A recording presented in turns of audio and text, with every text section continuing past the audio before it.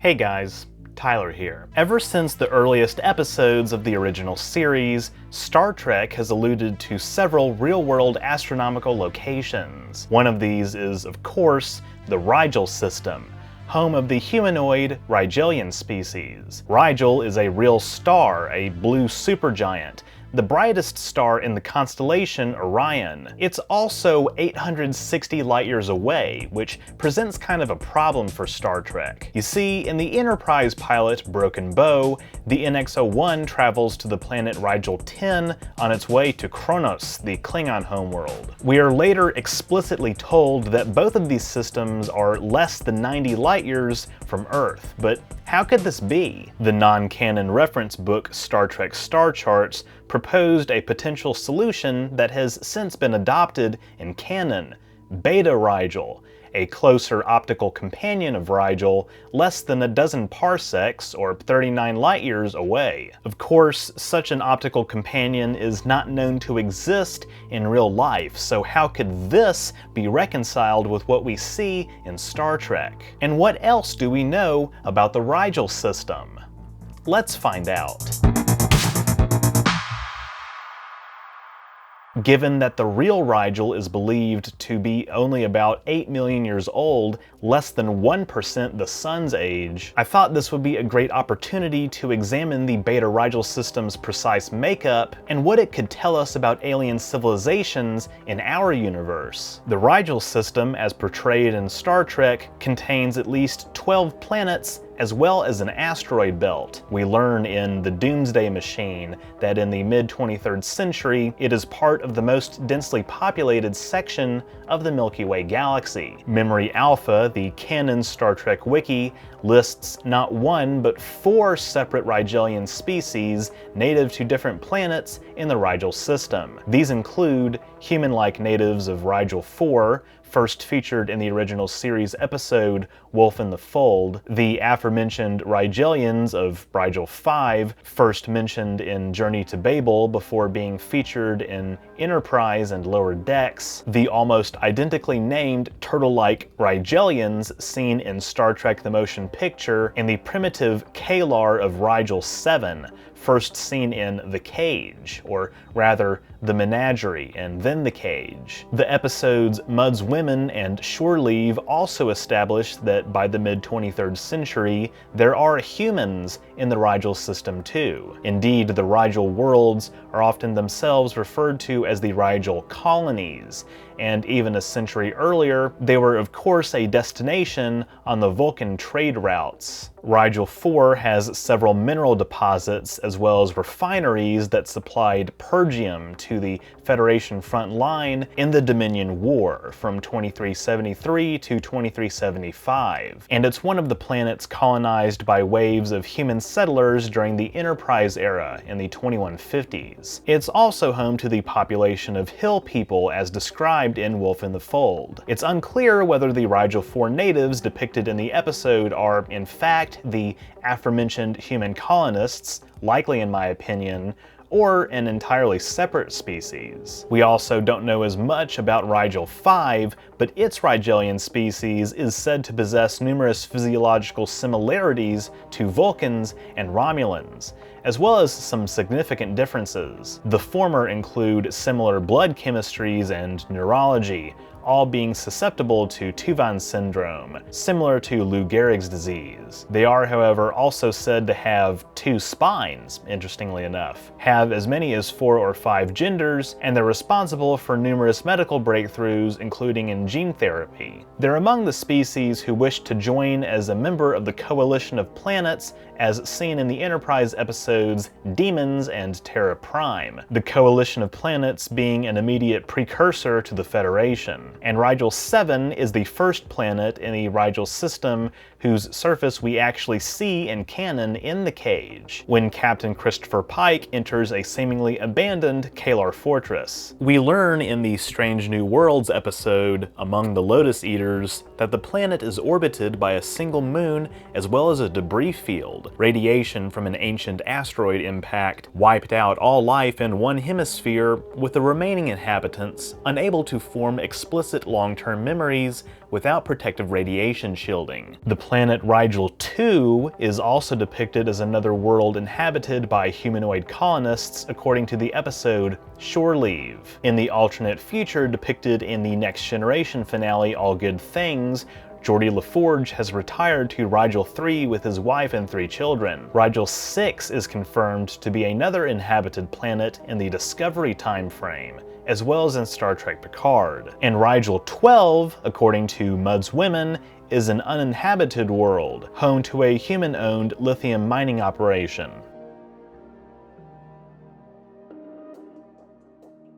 Okay, so that's the long and short of what we know about the Rigel worlds in canon. But of course, this all paints an incomplete picture of what is supposed to be one of, if not the most highly populated, economically important systems in local space. This is where information from production sources, as well as supplementary works like novels and reference books, comes in. First off, Star Charts is, to my knowledge, the only source to specify Rigel's spectral type, A55. A55. I actually don't know how you pronounce those spectral classes. This is important because a star's spectral class informs its radius, mass, luminosity, temperature, and so on, which in turn determines the size of its habitable zone. A55 stars typically have a mass of around 1.86 solar masses, are 1.785 solar radii, are 12 times as bright as the Sun, and have an effective temperature of 8100 Kelvin, over 2300 Kelvin hotter than the Sun. Such a star's habitable zone, also known as the Goldilocks zone, would range from about 3 astronomical units to about 5.5 astronomical units. For context, this would mean an Earth-like planet would need to orbit at least 3 times as far as Earth's distance to the Sun to avoid its surface being fried. Non-canon sources generally agree that Beta Rigel 1 is a Mercury-like planet that orbits very close to the primary, though they differ on the nature of the other planets in the system. On the other side of the asteroid belt, Star Charts and the Decipher RPG portray Beta Rigel 2 as a beautiful world with a hot tropical climate suitable for humanoid habitation, as indicated by Shore Leave. By the way, this isn't the same planet as the Shore Leave planet itself, which is in the Omicron Delta region. Beta Rigel 3 is said to be home to the turtle-like Rigelians, also known as the Chelon in the modern Star Trek novel continuity. The motion picture production notes further describe them as being monogendered and that they reproduce by laying eggs. Christopher L. Bennett's novel, Tower of Babel, says that they were uplifted by the Rigelians, the other Rigelians, of the more arid Beta Rigel 5, also known as the Jelna, who gave the Chelon spaceflight technology, kind of like the Solarians and the Krogan from Mass Effect. Tower of Babel describes Beta Rigel 4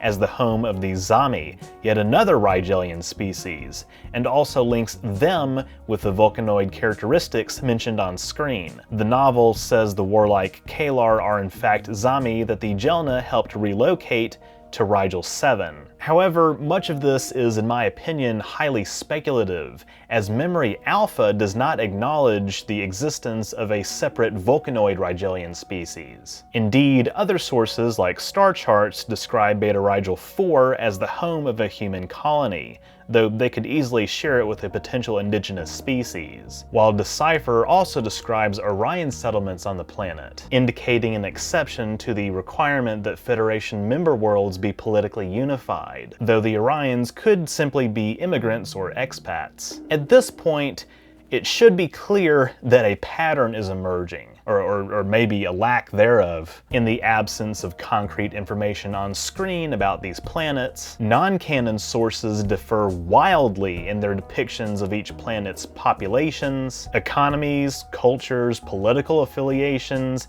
and even geological compositions. For instance, Star Charts depicts Beta Rigel 6 and 7 as being in a highly elliptical Trojan co-orbit, with the latter being a gas giant. This is a pretty big error which contradicts what we see in the Cage and the Menagerie. Similarly, Star Charts further depicts Beta Rigel 8 as a Saturn-like gas giant in the absence of contradicting evidence. Rigel 9 is described in various sources as either a gas giant or a Class H desert planet. Rigel 11 is described as either another gas giant or a frozen Pluto-like world. Unlikely, as this would imply it's more frozen than Beta Rigel 10 from Broken Bow. And beyond Rigel 12, various sources describe Rigel 13, 14, 15, and 16 as a mix of gas giants and frozen rocky worlds. And to boot, as I mentioned earlier, some of these worlds are in fact members of the Federation, particularly Rigel 2,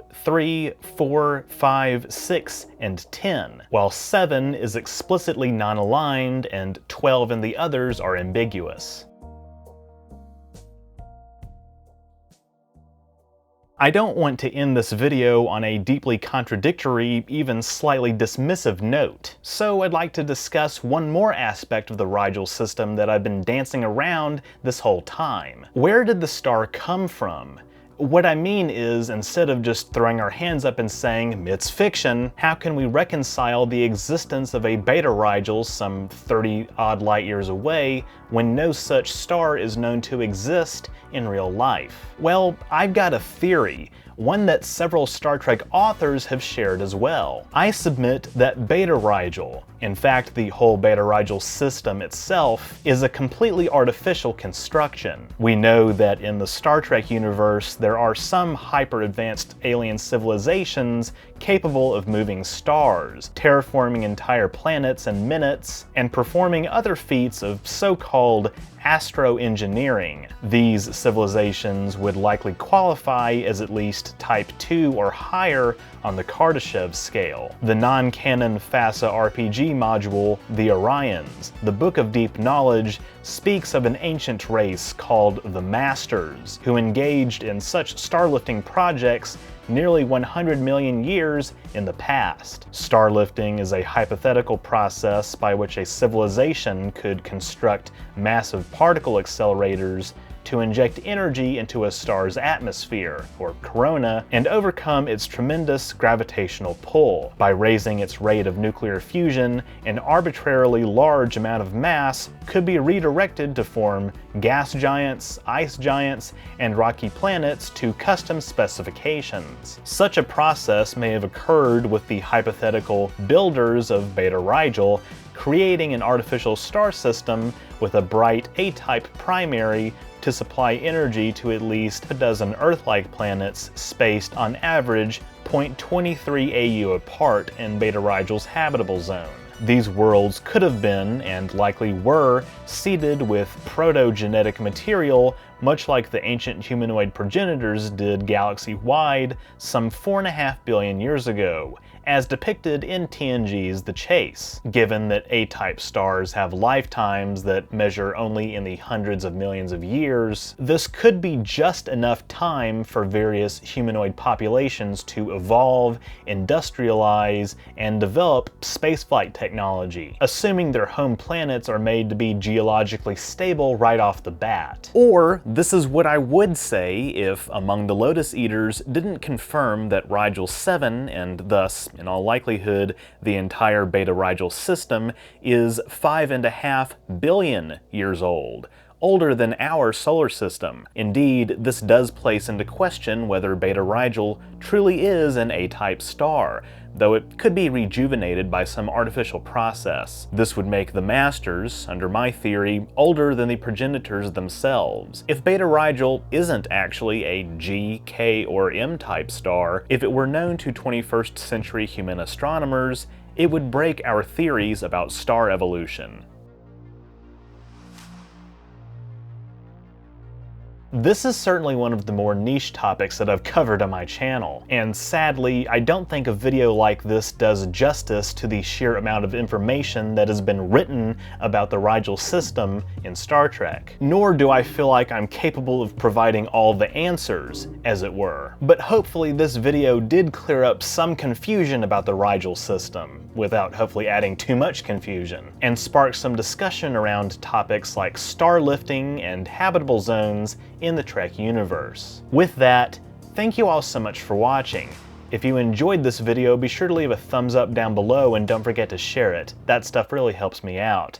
If you haven't subscribed yet, be sure to do that as well so you won't miss future uploads, and click the bell icon to receive all notifications. If you want to support my work even further, you can become a patron at patreon.com/OrangeRiver, link in the description, or become a YouTube member by clicking the join button on my channel page. By becoming a patron or member, you get access to awesome perks like behind the scenes photos and videos, patron and member only polls, name in the credits, merch discounts, and more. Speaking of merch, links to my store and my social media are also in the description. That's all I have for this week.